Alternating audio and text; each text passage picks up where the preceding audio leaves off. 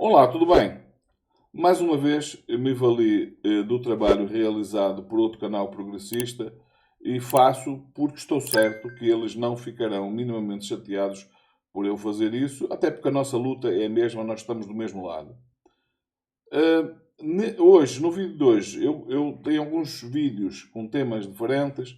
Este primeiro, eu quero que vocês prestem muita atenção, até porque é um tema que eu já falei em vídeos no passado e que tem a ver com, no caso dos vídeos que eu gravei, com o fim do dinheiro físico. Eu defendo há muito tempo que se acabe com o dinheiro físico, precisamente pela a impossibilidade dele ser rastreado. Ele só se torna rastreável no momento em que ele entra ou que ele sai do sistema financeiro. Fora isso, ele não é rastreável. E neste vídeo há uma deputada que fica de alguma forma até bem indignada. No caso, estou a falar da deputada bolsonarista Júlia Zanata. Para quem não conhece, é aquela que se apresenta sempre com a tiara e que, não por acaso, é em tudo idêntica àquela que se usava no tempo do nazismo na Alemanha. Então, esta deputada se mostra bastante indignada, especialmente com o deputado da área dela que defende que o dinheiro deve ser 100% rastreável. Isso para ela é um problema. Mas assistam o vídeo e depois venham cá para a gente conversar um pouco sobre aquilo que realmente se trata, para você perceber as questões tal qual como elas devem ser vistas. Segunda vez, na Comissão de Constituição e Justiça do Senado, aprovaram aquela proposta que proíbe o pagamento de imóveis com dinheiro em espécie. Dessa vez, os senadores catarinenses não votaram. Tenho certeza que por alerta do nosso mandato. Mas também não apareceram para fazer o debate contrário. O senador Oriovisto ficou lá fazendo seu debate fácil sobre o dinheiro ter que ser totalmente rastreável, como se isso fosse uma coisa boa. Ele enche a boca para falar. Mas a pergunta que precisamos nos fazer enquanto cidadãos é: punir todos os cidadãos é o caminho para combater criminosos? Ou é uma desculpa para o controle? O dinheiro em espécie é uma das últimas formas de propriedade que o cidadão possui, sem intermediação do sistema financeiro. Quando o Estado começa a limitar o uso do dinheiro vivo, ele está dando mais um passo na direção do controle total das transações econômicas da população. Nós precisamos lembrar que o combate ao crime deve ser feito com investigação, inteligência e punição dos culpados. Muito bem. Alguns aspectos aqui que eu quero chamar a vossa atenção. Primeiro, é típico, como já disse em outros vídeos, da extrema-direita e do bolsonarismo tentar colocar no colo dos progressistas a falta de empenho na luta contra a criminalidade. Pelo contrário, procuram associar a esquerda e o progressismo à criminalidade. No entanto, quando nós vamos ver na prática, todas as posições que essa extrema-direita tem vão no sentido de favorecer o crime organizado, de favorecer a corrupção, ou seja, nada do que eles dizem, quando a gente olha na prática, tem ligações com a realidade. Eles têm um comportamento e fazem outro. É basicamente aquela história que olha para o que eu digo, não olha para o que eu faço. É exatamente essa a posição deles. Se não, vejamos. A quem que serve o facto do dinheiro não ser rastreado? Ao trabalhador? A 90% dos brasileiros que vivem e ganham, vivem do seu trabalho e toda a sua renda vem de fontes honestas, fonte do seu trabalho. Qual o problema que eles têm com o facto do dinheiro ser 100% rastreado? Nenhum. Para quem isso é um problema? Isto é um problema para quem está envolvido na política e que se usa da política, por exemplo, para a corrupção. Porque o dinheiro, como se costuma dizer, não fala. E como não fala, é muito mais complicado se descobrir corruptos quando se lida com dinheiro em espécie.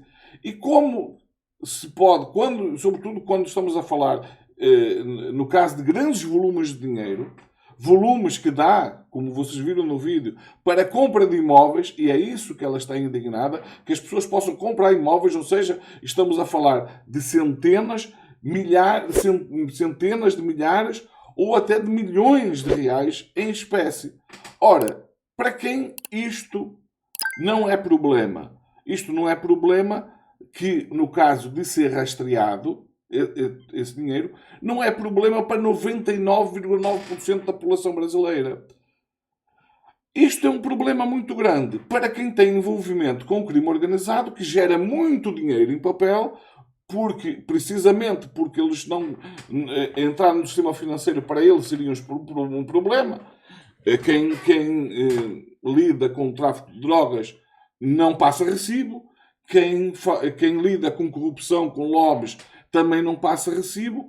Então, eles acabam por ficar com grandes volumes de dinheiro, como, por exemplo, se descobriu com um deputado desses moralistas da extrema-direita, o Sóstenes Cavalcante, que encontraram na casa dele qualquer coisa como 470 mil reais, e que ele tratou aquilo como um esquecimento. É evidente que não é. É um dinheiro que ele tinha dentro de casa e que ele ainda não tinha encontrado forma de lavá-lo, porque é disso que se trata.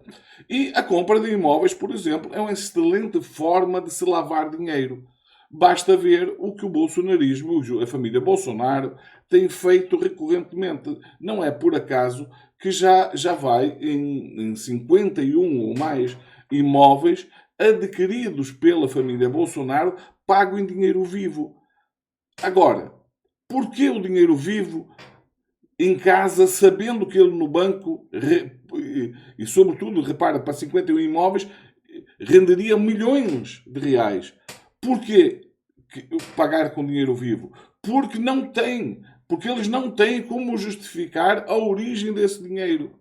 Então, como o dinheiro não fala, eles usam aqueles esquemas de comprar com dinheiro vivo, registar os imóveis por um preço muito abaixo do que efetivamente compraram, só para algum tempo depois anunciar a venda por um preço inflacionado muito acima daquilo que eles realmente venderam, e dessa forma lavar toda aquela quantidade de dinheiro. Foi isso que foi feito, por exemplo, na loja de chocolates, pelo Flávio Bolsonaro, e que é preciso que as pessoas tenham isso presente. A loja de chocolates foi adquirida e foi utilizada para lavar dinheiro. Agora, então, para essas pessoas não interessa que o dinheiro seja rastreado. Só que para Júlia Zanata, como vocês viram, isso é um grande problema. Agora, é que as pessoas têm que questionar porquê que isso é um grande problema para ela. Que interesses ela defende? Será que ela própria tem dificuldade em justificar algum dinheiro que ela possa ter em casa? Ou ela está a prestar um serviço para pessoas que, tendo grandes volumes de dinheiro, veem na compra e venda de imóveis uma excelente forma de o lavar? Porque de outra forma não há justificação. E depois vem aquela historinha de sempre, que é: o crime organizado, a criminalidade se combate com investigação. Ninguém é contra uma coisa dessas. Não faz sentido a pessoa ser contra isso. Todo o crime organizado começa por um processo de investigação. Agora, se eu retiro aos investigadores uma ferramenta tão importante, que é a rastreabilidade do dinheiro, que é saber como é que as transações foram feitas, eu gosto sempre de lembrar o exemplo da Lava Jato, que, com todos os erros que cometeu, é preciso ter presente que não é por acaso que ela se chama Lava Jato. É que todo o processo decorre na sua origem, pela a oferta de um Jeep a um político, que agora não me recordo qual, em que a pessoa acreditou tanto que não haveria nenhum problema, em vez de pagar o Jeep em dinheiro, pagou em cheque. Foi aí que tudo se desmoronou. Porque o cheque é rastreável. Ao ser rastreável, se descobriu toda essa transação. A partir daí, se descobriu o escritório numa lava-jato, que deu o nome a todo o processo, e por aí fora. Ou seja, não fosse o facto daquela pessoa, daquele corrupto, nesse caso era um corruptor, ter oferecido um Jeep a um corrupto passivo, não comprando o Jeep e pagando com dinheiro vivo, mas com um cheque, não houvesse essa falha, esse excesso de confiança, e a Lava Jato não teria acontecido. Agora, quantos outros casos tem?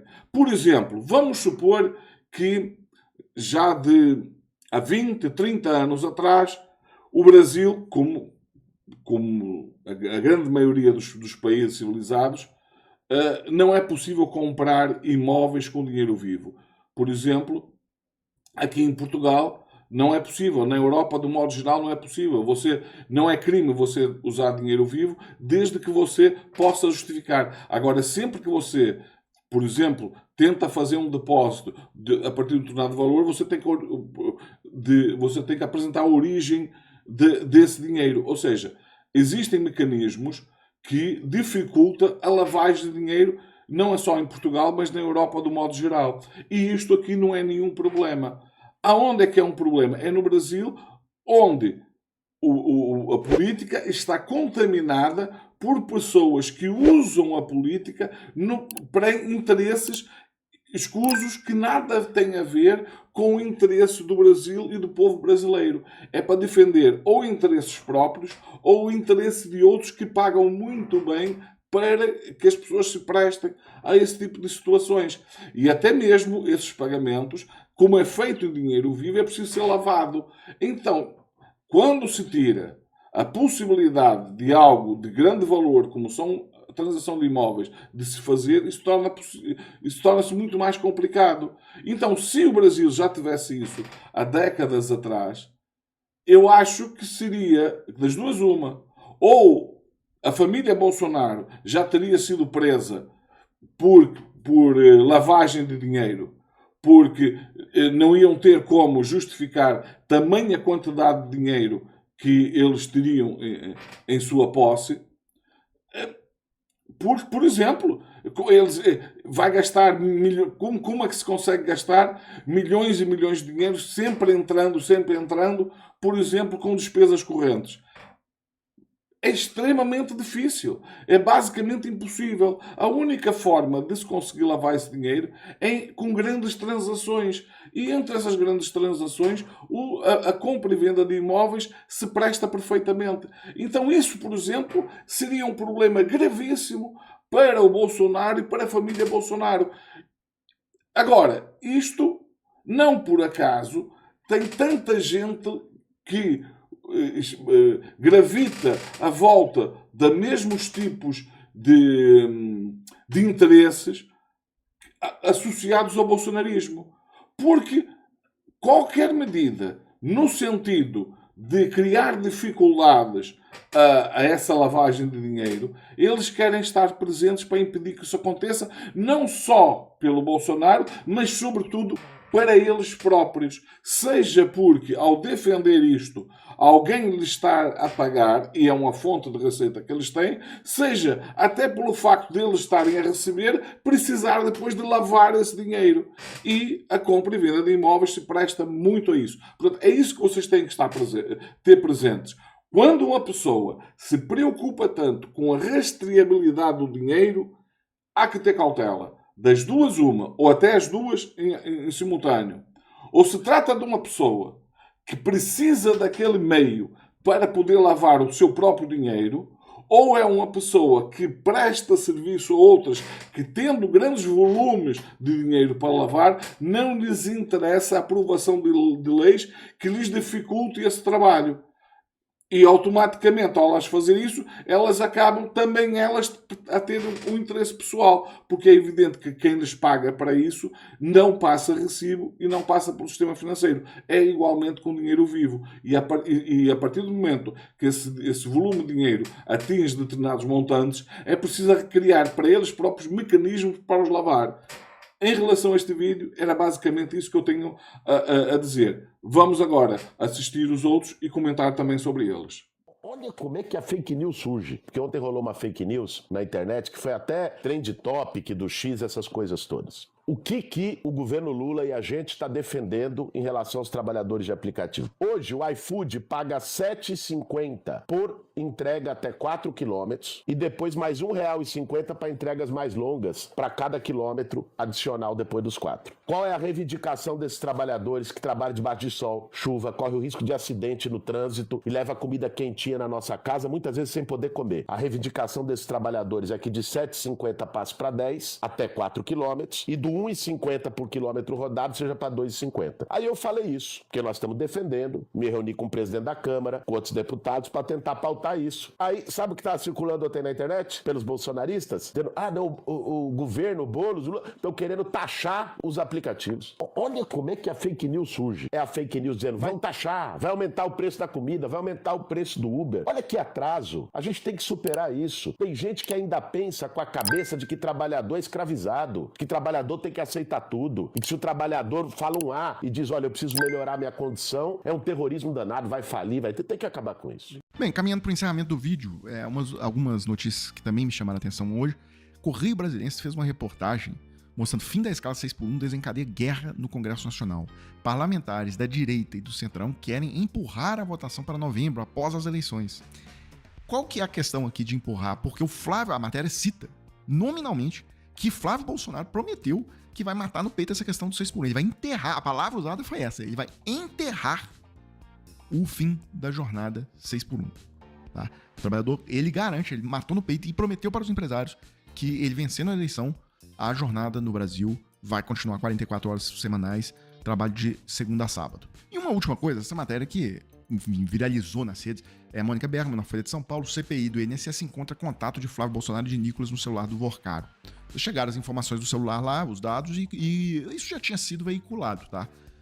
Informalmente. Agora vem a confirmação de que realmente ele tinha o contato do Nicolas. Agora, o que mais me chamou a atenção nessa história foi a resposta do Nicolas. Uma situação dessa aqui, você fala, olha, ele pegou meu telefone com alguém e tal, mas eu não tenho nada a ver com ele, nunca falei com ele, nada.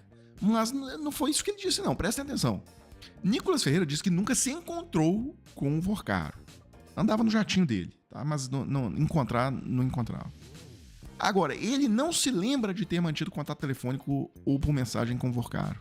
Meus amigos, essa história de não se lembra, é óbvio que ele lembra. Tá? E isso aqui eu garanto pra vocês, ele teve contato telefônico. Por essa resposta aqui, olha o que ele disse. Nicolas admite que o contato telefônico pode ter acontecido, já que ambos tinham um amigo em comum, o pastor André Valadão da Igreja Batista da Lagoinha. Aí abre aspas pro Nicolas. Mas tenho certeza que nenhuma eventual mensagem ou conversa era sobre lista de pagamentos ou contratos, diz ele. Bem, então, pra mim tá muito claro. Ele já conversou por telefone com o Vorcaro. Gente que precisa passar óleo de peroba na cara. Neste segundo vídeo está mais uma vez evidenciado a forma de funcionamento do bolsonarismo.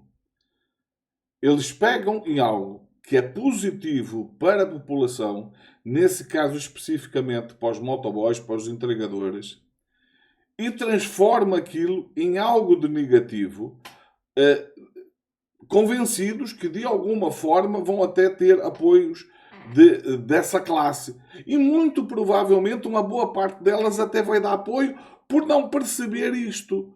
Porque o que está aqui em causa, evidentemente, não é criar uma taxa para o governo. É garantir que o entregador não seja explorado como está a ser. Isso está a acontecer não só no Brasil, mas como noutras áreas. Há áreas em que essas empresas que trabalham com entregas, trabalham com Ubers e outras do género, em que as taxas para os trabalhadores é tão baixa que muitas pessoas estão a abandonar a atividade. Em algum momento as empresas inclusivamente vão ter que elas próprias aumentar as taxas para os trabalhadores, porque vai começar a faltar quem esteja disposto a trabalhar. E o que acontece é que pega-se nisto, transforma-se aquilo em algo de negativo, sempre dando a imagem de que o governo perverso, o governo que quer criar uma taxa, quando a política é para a defesa do trabalhador, é para a defesa das pessoas. Por isso é que é extremamente importante que essas mensagens cheguem a essas pessoas, para elas perceberem, está aqui mais uma prova. Entre tantas outras que já foram apresentadas, está aqui mais uma. Está aqui a prova de que eles não têm nenhum interesse em defender a vossa classe. O interesse dessa gente é ganhar na narrativa. Porque depois, na prática, os interesses delas são outros. Os interesses delas não são os interesses de vocês, trabalhadores. O interesse delas é defender os lobbies que lhes pagam para elas defender os seus interesses. Os interesses dessas grandes organizações. Porque vocês não têm força para fazer lobby. Entendem? E se o lobby fosse aquilo que supostamente deveria ser, que é convencer o outro de algo que é bom para aquela classe, evidentemente, mas que também é bom para o país como um todo, tudo bem. Só que não é assim que funciona o lobby. O lobby funciona sempre com dinheiro. É a forma mais fácil de convencer uma pessoa de uma ideia, é estar disposto a pagar para elas defenderem essa ideia. Sobretudo se são pessoas... Sobretudo não. Sempre que são pessoas dispostas a aceitar corrupção. E, portanto, mais uma vez, eles, ao defender isso, eles não só revelam a sua face enquanto defensores de um grupo, como, eventualmente, corruptos. Porque com que interesse eles vão defender uma classe que é incomparavelmente menor, que poderia trazer incomparavelmente menos votos para eles do que a classe dos entregadores? Com que interesse? Eu só vejo o interesse financeiro. Porquê? Porque os trabalhadores não têm forma de os corromper. Mesmo que tivesse até disposição para isso, eles não têm forma, eles não têm capacidade para o fazer. Quem é que tem capacidade? É quem detém grande soma de dinheiro e cujo interesse vai em contramão ao interesse do trabalhador, que é o que sistematicamente ocorre. Depois, os outros assuntos dos outros vídeos, eu acho que nem vale a pena comentar, porque eles são autoexplicativos. Quando muito, eu posso aqui mostrar mais uma vez a hipocrisia e o cinismo de um Nicolas Ferreira, por exemplo, de dizer que não conhecia o Voarcar. Quer dizer, ele anda 10 dias no avião do homem, anda a fazer campanha a favor do Bolsonaro viajando no avião dele, junto do seu amigo Valadão da Igreja da Lagoinha, e não conhece. E depois diz com a maior cara de pau, e eu isso acredito até, que poderá ter telefonemas, mensagens entre eles. Bom, só o facto dele admitir que poderá ter, quer dizer que ele já está a admitir que afinal o conhece. Mas, por outro lado, ele diz que não vão encontrar nessas mensagens nada que vá no sentido de algum tipo de vantagem. Porque nesse aspecto nós temos que reconhecer que o Nicolas é inteligente. Eu acredito mesmo que não encontrem. Porque esse tipo de coisas, ele, com certeza, é tudo no boca a boca. E de forma a garantir que nem sequer haja gravações, até porque se o outro gravar, o outro também estará-se a comprometer.